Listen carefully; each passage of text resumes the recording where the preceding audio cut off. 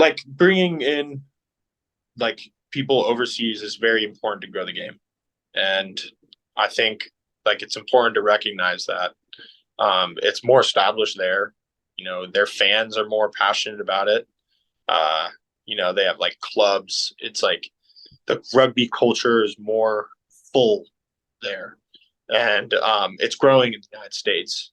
But we also need like these types of players. We need players with high skill levels to grow it here, to produce a good product for fans.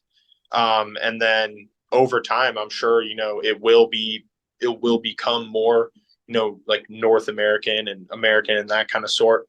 But I feel like a lot of people like really appreciate like the blend that's going on. And I want to give credit to guys overseas. It's not easy coming to the United States, culture shock here, and then playing professional sports away from their families, away from their kids. There's some people like, oh, it's like too foreign, like that kind of stuff. I mean, yeah, but take it from their point of view. They're doing a hard thing. So they're making a lot of sacrifices being here as well. So I will always support anyone that comes over here and plays. I learn everything from my teammates, like loads. I go out to all the guys that played in South Africa, played in Argentina, are capped for Namibia, like that kind of stuff, played in World Cups, like that stuff is what helps grow American players and makes us better. So I think it's really important, and I know that'll continue to happen in the future, and I think we need it. Yeah, as far as the MLR goes, for sure. Yeah.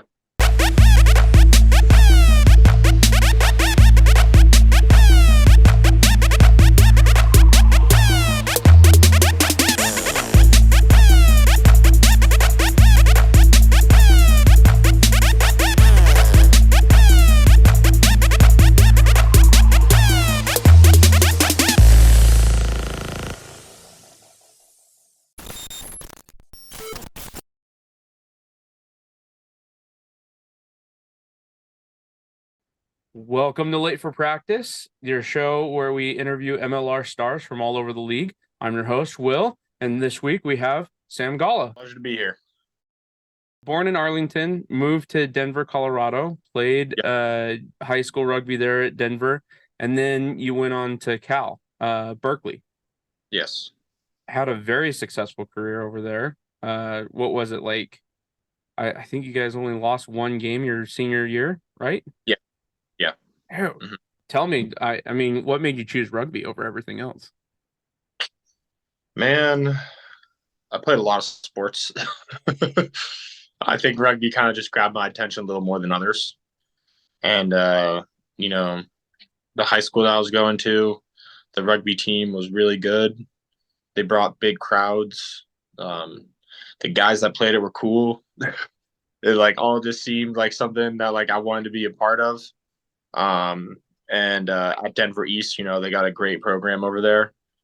Bill Bear's still, pumping out really good players, really good teams. So I was like, yeah, I'll give this a shot. When I was in eighth grade, I went to the state championship for East because my sister was at the school and she's like, I'm going to the state championship for rugby. I was like, what's rugby? She's like, come watch the game. I was like, this is sweet.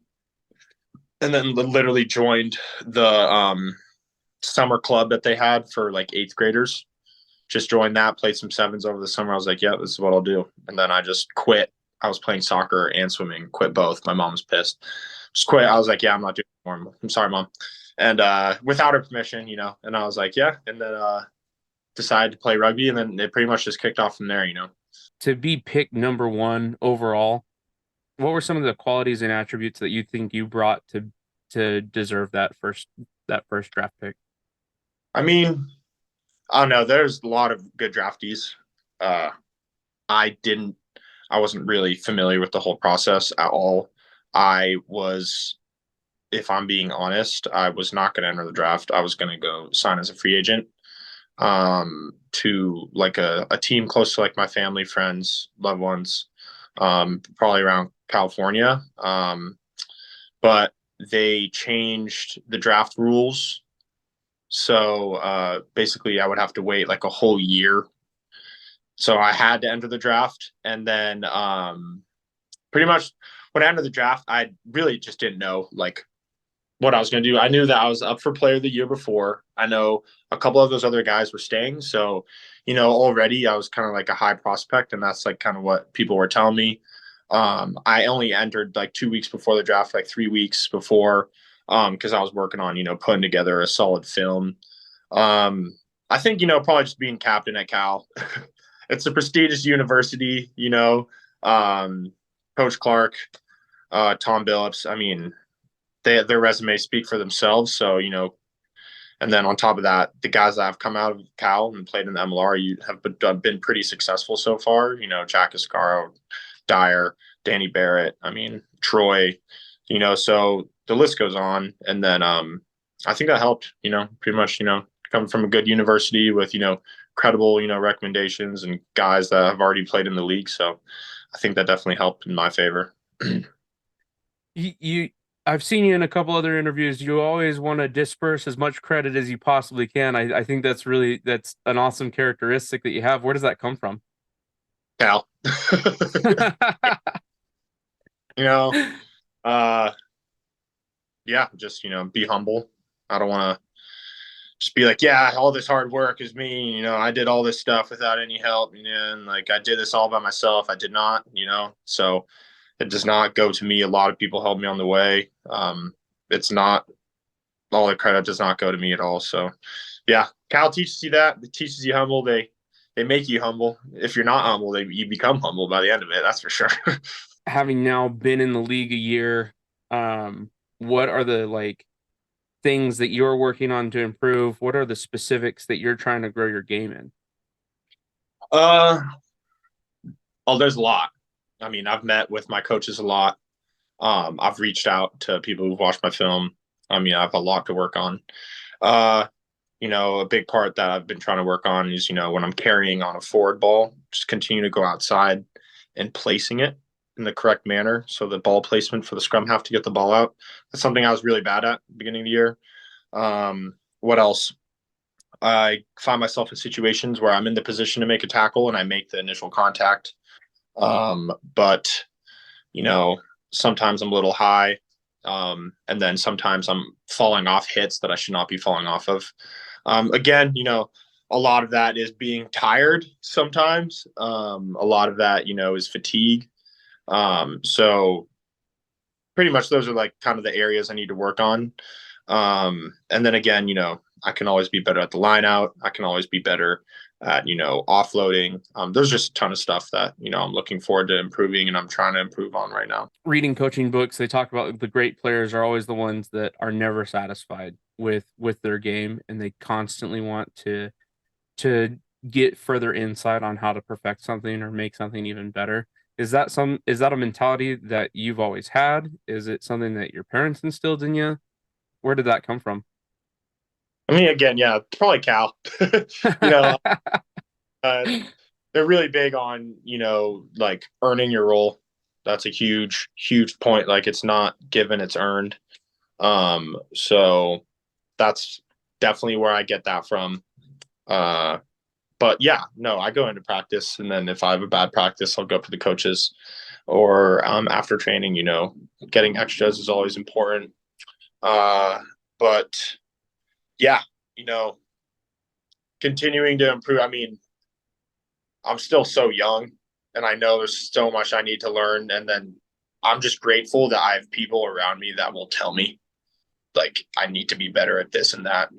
And yeah, obviously you don't want to go into practice like and just go through the motions. You go to practice to improve your game. You go into practice to improve like how you perform around your team. I mean, if you think about it, you have 16 games throughout this season, but what 90, 100 practices. If you win those practices, odds are you're going to start, playing better, winning those games. And to just go through the motions is not the way to do practice. I mean, it's a whole different ball game, So, yeah. What are some specifics that you've seen at your practices or that the coaches have given you that have like translated in game? Like, what are some of the things that you've done in practice, one at practice that you can see that exactly made a difference? I mean, I think probably the biggest improvement I've had all year was my scrum game and work rate. So I think, Mario Ledesma is probably one of the best scrum coaches ever. And so to have him during preseason and then at the beginning of the year, it was just beyond grateful. And so that really excelled my game. As far as scrumming goes, I think that's probably the biggest field that I learned more in.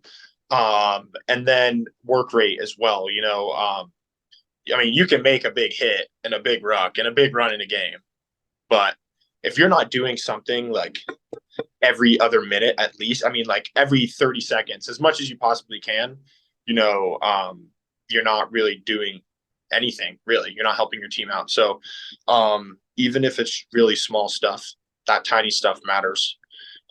People pick up on it, and it helps the team a lot more than you'd think. So those two for sure. And then another big area that I think I've improved on is just like line out sophistication, different plays, different movements, mauls, all that stuff has been a huge growth spurt for me. It's something that when I came into preseason, I was like, wow, I have so much to learn that, I continue to work on, continue to get better at. And then I still get critiqued every day by my coaches. And so that's what I'm grateful for. Cause you don't really ever want to be comfortable. The second you get comfortable, there's not really like any more work that you think you need to do. And so it's important to have people around you that like make you uncomfortable and kind of push your buttons. And you're like, hey, you're not good enough at this, So, yeah, pretty much How do everything. you how do you Yeah. get to that mental state to like understand that like every minute out there is going to be a battle? It's going to be a fight. I mean, your mentality has to be on point from go. What pregame ritual? What do you do to try and like stay focused and stay in that zone? Man, I don't have a solid pregame ritual at all, if I'm being honest. I get good sleep. I eat good. I wake up on time. Um, I fuel right.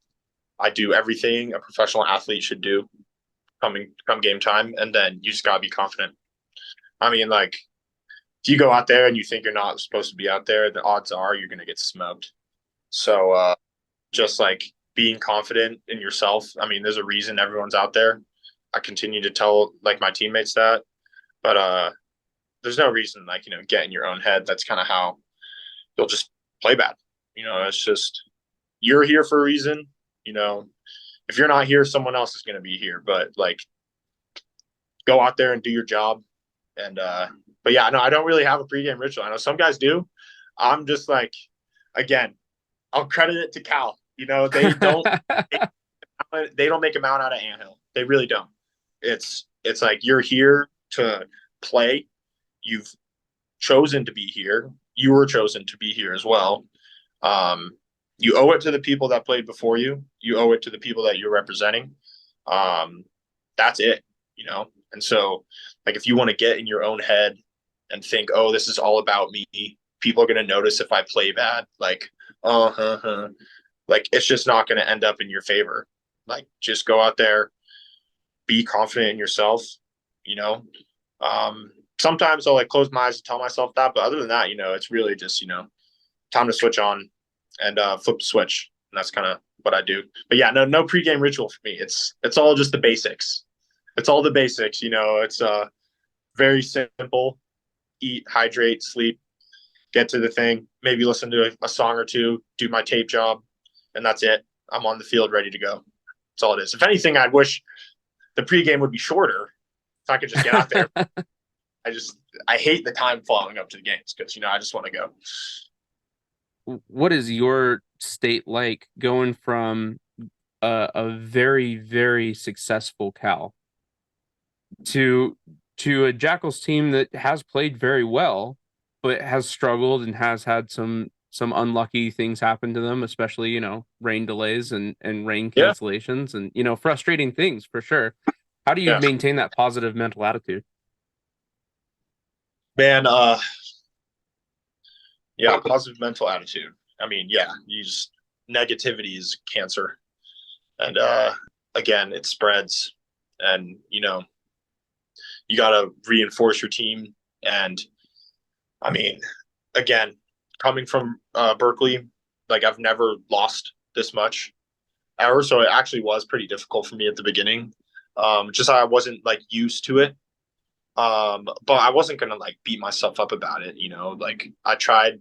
We're all trying hard, all of us. We're all putting in as much effort as we can, and so like recognizing that and like giving yourself that small amount of credit, that goes a long way. I mean, we still showed up every single week at practice, still practiced as hard as we could, still went to the weight room, still showed up when we were tired.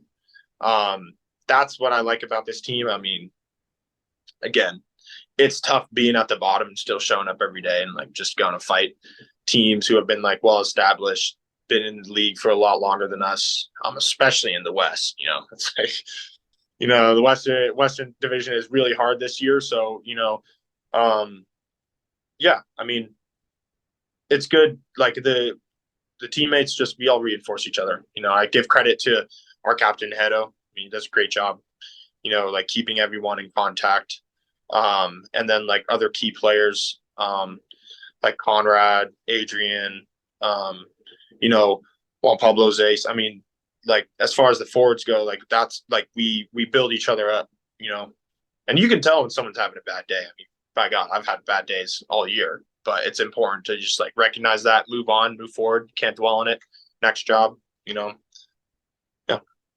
What do you think the like through line is on why Dallas is different than other teams in the league?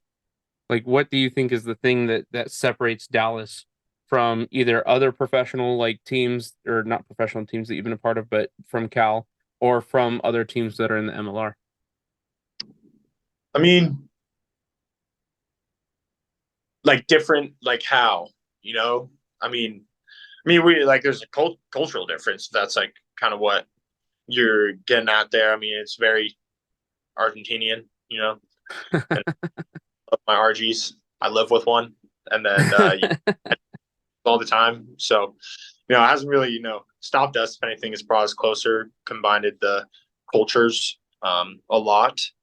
I mean, what's different is we're new.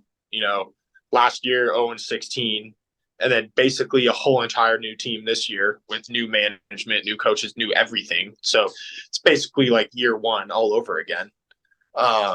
So I mean that's new. That's not like most teams. A lot of teams have players that have been there for a long time. A lot of veterans. Veterans in an organization is really important, because they know how things go. And again, we're building those veterans now, but there aren't any technically. So yeah, I mean, other than that, I don't really think there's much different. We work just as hard as any other team. We practice just as hard, if not harder. We show up, we get the job done when we can. Yeah, that's pretty much it. I just wanted to see if you had if there was like a not a cultural difference, but just a difference in culture of the club or a difference of like, oh, this is something that we do here that's different than what I did at Cal or anything like that. But that's totally fine. I like the answer. Yeah, no. So as far as like Cal goes, I mean, I'd say Cal prepped me very well for like professionalism, and it is way different. Cal was again 100 years of Cal rugby. So like like they've got their system down, and they are very well established. This is 2 years, so it's a work in progress. Cal, I mean, like same time all 5 years for morning trainings in the fall, and then same time all 5 years in the spring for afternoon sessions. Like it was like clinical. Wear the same thing every single time. No one misses a beat. No one's late. No one misses anything. It's like a very tight ship. That's what you get with Tom Billups, who's been there for decades. And that was again. Then when I come here and it's still a tight ship. Still do everything very clinically, but we have a lot to work around. We share a field. We didn't share a field at Cal. like it's just different. And I wasn't expecting Cal at all by any means necessary. I wasn't expecting it. I wasn't really sure what to expect. So, I was kind of just going in open arms, ready to accept whatever, was thrown my way. And that's that. A theme that goes through a lot of these like interviews that we've done has been like players when they first get started or when they want to grow their game or exponentially grow their game, they typically go off to like New Zealand or South Africa or wherever to try and grow their game. It doesn't feel like you necessarily I don't want to say didn't have that opportunity. You may have, I don't know. But Mm-hmm. but you came basically straight from Cal into Dallas. I mean, is it something that you wish you'd done? Don't really worry about it too much because you have the guys there. I mean, what's your opinion kind of on that? I mean, like, from what I've talked to about a lot of players in the MLR is like, we do play a real physical, solid form of rugby, and overseas or not, I wasn't getting any looks. I mean, I didn't even go to U23s for like all Americans, like I wasn't there, so I wasn't getting any looks. I was grateful for, my advising team, AFA. They called me up and they're like, hey, like, we think you're great. We think, you have the potential to be an Eagle. We think you need to go play really good rugby in the MLR. That'll get your name out there. Um, Build film. It's a great starting block. I mean, I had people say like, "Oh, MLR is a waste of time." I was like, "All right, well, you got all the Eagles playing in the MLR. Like if you can play well against them, like odds are you're going to get a look." And of course, the second I started playing rugby, my dream was to be an Eagle. So I feel like I'm inching slowly closer towards that. And then, but yeah, I know I never really had the opportunity to go overseas. That's fine. I've never really worried too much about that kind of stuff. Again, I got a Cal degree. I know it'll be okay, whether if it's rugby or my educational passions, but um, it is what it is. Yeah, I mean, and again, if the opportunity pops up, I'd love to go overseas. I've never been, so again, it's just it would be a new journey. But yeah, What did you study at Cal? I studied architecture and environmental design, but Wow. I did a lot of sales throughout college as well. And then like within my major, I took a lot of, I took some business courses, I took some design courses, I took some innovation courses, I took some like sales courses, I took all different types of stuff that, would help me in the future. And, What's your favorite part about being a Dallas Jackal? my favorite part about being the Dallas Jackal, I'd say is just the freedom to like express yourself as a player. A lot of the coaches really push that again within our system. Gotta give them credit to that. But they really do a good job at like making sure like that you're a good player. And like my favorite part about being a Dallas Jackal is the freedom to be a Dallas Jackal, if that makes any sense at all. You know, and then the second part is like, being in the mix of two cultures. I've loved it. I drink my mate. I do barbecues. So yeah, no, I love it here. Yeah. What is the team trying to do to grow the sport of rugby or to be out in the public's face more? As far as the team goes, we want to do as much as we can for the fans. We want to win. We want to make a statement, because we believe in total that if we produce a good result for our core fans, in total, it will help grow the sport within Dallas. Um, as far as the specific stuff, I mean, we've done, you know, we were at like an elementary school a couple weeks ago. It was our last day of school. We did like a little presentation, told them about rugby. Another thing we're doing, the Jackals just starting up their academy team, which is going to be really important to grow the sport in Dallas. But yeah, that's pretty much what I'd have to say for that. Who did you look up to coming up in the sport? Who did you want to model your game after? I'm gonna have to go the classic, Danny Barrett was my favorite player in high school for sure. I mean, just sevens, and then so that pushed me to play sevens, and then Akira Ioane for the Blues, All Blacks. Um, Dalton Papali'i, he's kind of new on the scene. But yeah, when I'd say younger, probably Danny Barrett, just because he went to Cal. And then I was like, yeah, I'd never go at Berkeley ever because I was like, I can't get in there. And then it ended up happening. I was like, wow, this is so real. And then, a couple weeks ago, I'm just like lined up at flanker face to face with him. Like, it's a pretty surreal experience. But yeah, I have to say Danny Barrett. What would you tell the kid that's growing up right now with a Sam Golla poster on his wall? I'd say thanks for having my picture on your wall. First off, and then second to be like, I'd ask him, do you want to play professional rugby? And if he says yes, I'd say the professional is the amateur that shows up every day. And then hopefully he understands that, or he's old enough to understand that. It's all good, man. My kids have tons of rugby guys up on their wall right now, and I think about like how that is going to affect the game in the future. Of like, there's going to be those kids that definitely want to play, and they're looking at MLR guys because it's the first time that they've had a domestic league that they can look at and go, yeah, that's what I want to do. That's exactly where I want to be. Oh, cool, man. Looking ahead, what are your long-term career goals for you? Man, playing a World Cup, been a dream. Play for the Eagles. Like to play rugby overseas. Those are all goals. I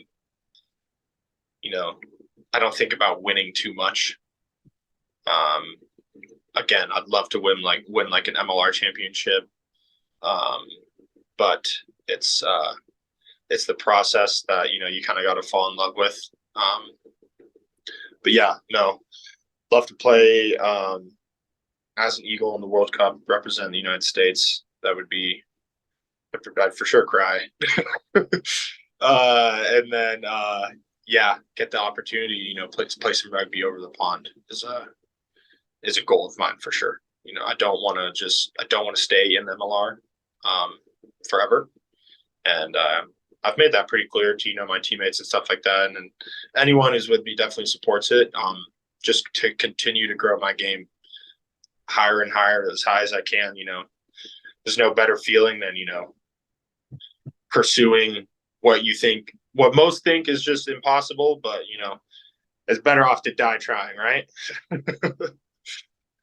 Would you prefer to go play Premiership Rugby, Northern Hemisphere, or Super Rugby, Southern Hemisphere?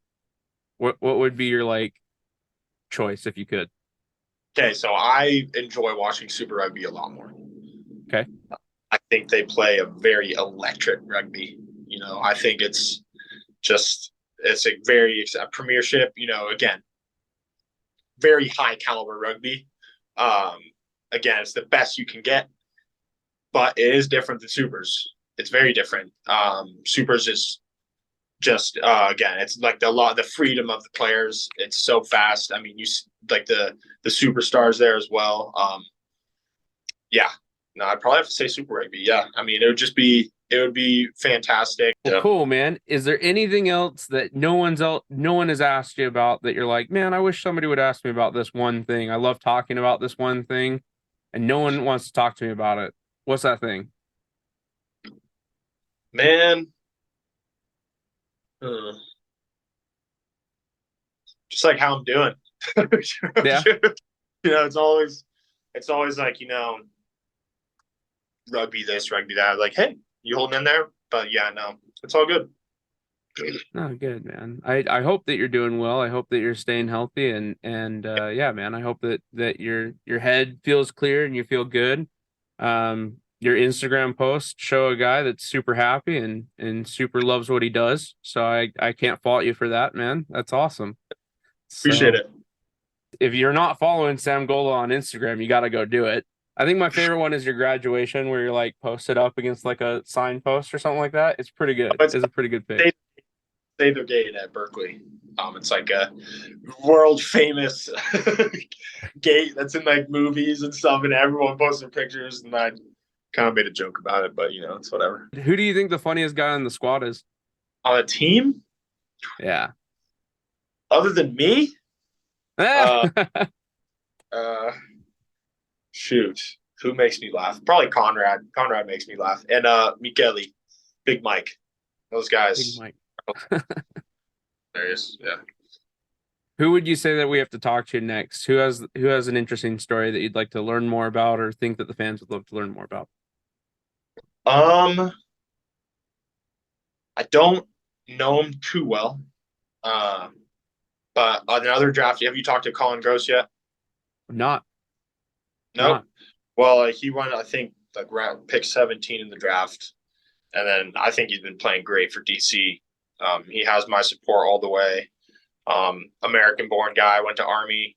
You know, I think he's a solid dude. He's played really good rugby this year. Um, so I'd give my shout out to him. And then as far as like if you want to talk to anyone on my team, um, shoot, I'd recommend all of them.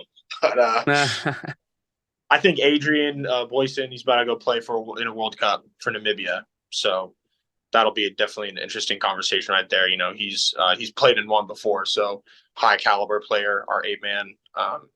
Yeah, good guy right there. Perfect. Perfect. Well, I really appreciate you taking the time.